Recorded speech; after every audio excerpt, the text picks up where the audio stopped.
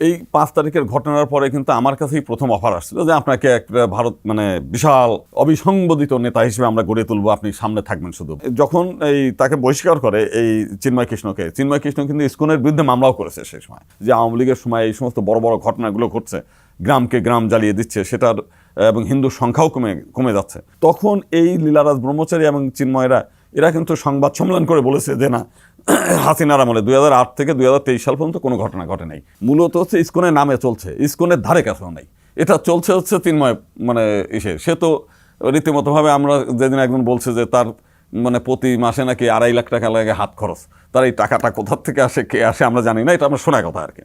তো মূল বিষয়টা হচ্ছে তার পিছনে তো নওফেলরা আছে, এদিকে রংপুরের বিষয়টা আমরা শুনেছি, যেটা খালিদ মাহমুদ সহ আরও কয়েকজন আছে। তো তারা যদি মনে করে যে অন্যের পয়সায়, অন্যের শ্রমে, অন্যের লোক বলে আমি নেতা হয়ে যাব, তো এই লোভটা কে ছাড়ে? গেরুয়া ড্রেস পরলে অনেকেরই আবার মাথা ঠিক থাকে না। আপনার এইখানে দেখেন আজকে ভারত এনার বিরুদ্ধে বলতেছে, পক্ষে বলতেছে, কিন্তু ভারত কিন্তু রাম রহিমকে ঠিকই বিতাড়িত করেছে, এবং ভারত কিন্তু প্রতিনিয়ত এই সমস্ত সাধু সন্ন্যাসীদের ঠিকই সাইজ করে। এরা এত চতুর যে নিজেদের দায়ভারটা ইসকনের ঘাড়ে চাপিয়ে দিচ্ছে। এদের পিছনে যারা উস্কানিদাতা তাদেরও আইনের আওতায় আনা উচিত বলে আমি মনে করি। এই দিকে দৃষ্টি দেওয়া উচিত। এই দিকে দৃষ্টি না দিয়ে তাদের দৃষ্টিটা ভিন্ন দিকে প্রবাহিত তারাই করছে কৌশল করে, যাতে মানুষ প্রকৃত আসামিদের, প্রকৃত যারা দুষ্কৃতিকারী তারা যেন বেঁচে যায়। এই মানুষের দৃষ্টি যেন ইসকন নিয়ে ভাবে। এই ৫ তারিখের ঘটনার পরে কিন্তু আমার কাছেই প্রথম অফার আসছিল যে আপনাকে একটা ভারত বিশাল অবিসংবাদিত নেতা হিসেবে আমরা গড়ে তুলবো, আপনি সামনে থাকবেন। শুধু যারা অফার দিয়েছিল এই কথাটা আমি নাই বা বললাম, কারণ এটা নিয়ে অনেক ব্যাপার স্যাপার আছে। আমি কিন্তু তার ডিনাই করেছি। কেন করেছি? যে আমি নিজে মূলত হচ্ছে আমার সম্প্রদায়কে নিয়েই আমি সংগঠন করি। তা আমার সম্প্রদায়ের মানুষের চোখের জল কিংবা রক্তের উপর দিয়ে আমি তো নেতা হতে চাই না। আমি এটা বলেছি, আমি সরাসরি না করে দিয়েছি। পরবর্তীকালে তারা বেছে নিয়েছে ইসকনের, যে উনি তো ইসকনের না, উনি 2023 সাল থেকে ইসকন থেকে বহিষ্কৃত, এবং তার বিরুদ্ধে ইন্টারন্যাশনাল চাইল্ড প্রোটেকশন যে টিম তাকে বহিষ্কার করেছে অনৈতিক কর্মকাণ্ডের বিষয় নিয়ে। সেটা নিয়ে সবাই জানে প্রত্যেকে, এবং ইসকনের মন্দির থেকে তাকে বহিষ্কার করা, ইসকন মন্দিরে সে থাকতেও পারবে না এরকম।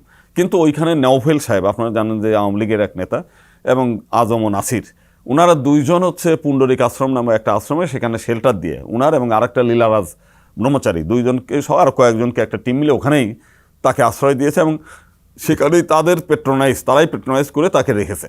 এবং যখন তাকে বহিষ্কার করে এই চিন্ময় কৃষ্ণ কিন্তু ইসকনের বিরুদ্ধে মামলাও করেছে সেই সময়।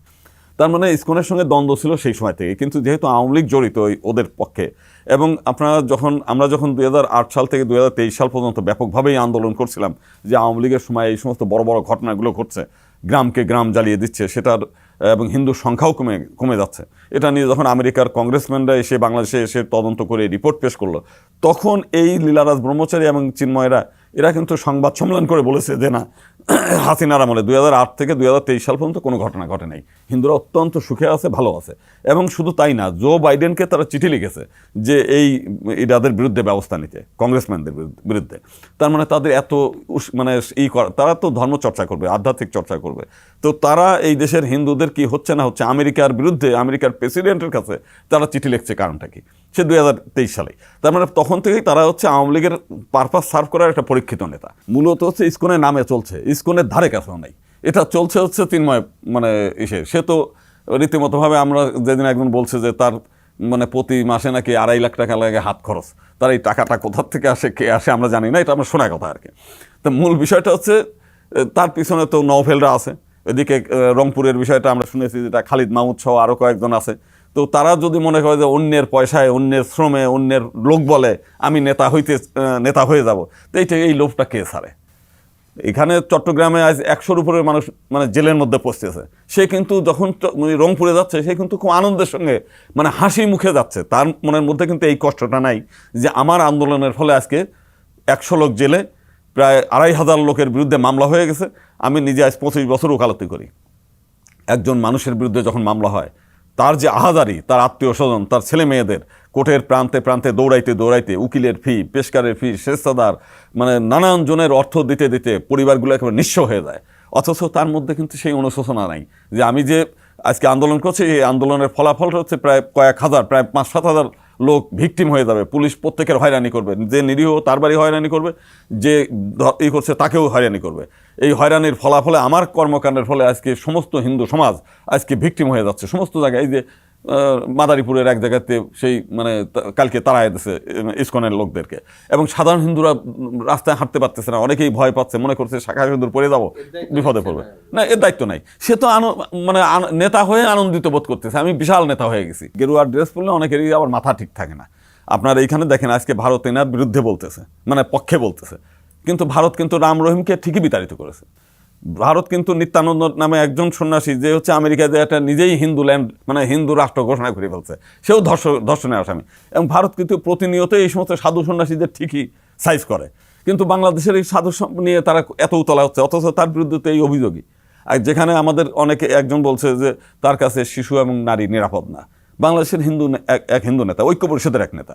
তাহলে যেখানে এই অবস্থাটা জানছে তারা মানে জানবে, শুনবে, তারপরে না বিবৃতি দিবে। তা নাহলে আজকে যেটা বাংলাদেশের ইসকন বলছে আমাদের কেউ না, এখানে সাধারণ হিন্দু সমাজ ক্ষিপ্ত হয়ে গেছে, তাদের ছেলেদের গেলে পরে তাদের শ্লীলতাহানি করতেছে, তাদের মান মর্যাদা নষ্ট করতেছে। নারীরা বলতেছে, তাদের ভক্ত সংঘরা বলছে যে এদের দ্বারা আমাদের এই সন্ন্যাসী, এই সমস্ত মানে খারাপ সন্ন্যাসীদের কারণে আমরা ধ্বংস হয়ে যাচ্ছি, অথচ সেটাকে নিয়ে তারা রাজনীতি খেলতেছে। এরা এত চতুর যে নিজেদের দায়ভারটা ইসকনের ঘাড়ে চাপিয়ে দিচ্ছে। অথচ আজকে উচিত ছিল যে সমস্ত জায়গাতেই মিছিল মিটিংয়ে সনাতনী জাগরণ মঞ্চ যেটা, তাদের নেতাদেরকে ধরা, তাদের নেতাদের জিজ্ঞাসাবাদের আওতায় আনা। কিন্তু জনগণ কেন যেন মানে আমাদের যারা সংখ্যাগরিষ্ঠ মানুষ কিংবা প্রশাসন কিংবা যারা সরকার চালাচ্ছে, এরা যেন কেন যেন এই আসামিদেরকে ছেড়ে দিতে চায়, এদের শাস্তির আওতায় আনতে চায় না। এমনকি শুধু তাই না, এদের পিছনে যারা উস্কানিদাতা তাদেরও আইনের আওতায় আনা উচিত বলে আমি মনে করি। এই দিকে দৃষ্টি দেওয়া উচিত। এই দিকে দৃষ্টি না দিয়ে তাদের দৃষ্টিটা ভিন্ন দিকে প্রবাহিত তারাই করছে কৌশল করে, যাতে মানুষ প্রকৃত আসামিদের, প্রকৃত যারা দুষ্কৃতিকারী তারা যেন বেঁচে যায়। এই মানুষের দৃষ্টি যেন ইসকন নিয়ে ভাবে, এটাও কিন্তু তাদের কৌশল। এই ফাঁদে যেন মানুষ না পড়ে, এটা হচ্ছে আমার আহ্বান।